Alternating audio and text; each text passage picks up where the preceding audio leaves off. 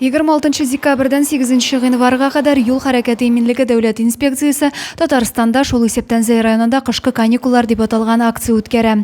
Ул каникул вакытында балаларның травмалар алу куркынычын кисәтү максатында оештырыла. Обращаюсь к водителям, пешеходам, соблюдать правила дорожного движения, переходить пешеходный переход в зоне видимости. Водителей хочу предупредить, чтобы при перевозке детей, пассажиров, пассажиры были пристегнуты ремнями безопасности. Агымдагы елның 11 айында республика буенча 379 юл транспорт һәлакәтендә 11 бала үлгән, 400 җәрәхәтләнгән.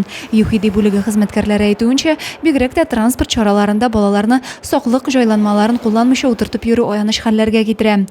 Машина йөртүчеләрнең пассажир балалар өчен икеләтә җаваплылыкта булуларын онытмаулары мөһим.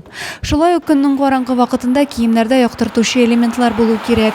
Машина хәрәкәте булган урыннарга якын җирләрдә тавышу, уйнау да катгый тыела.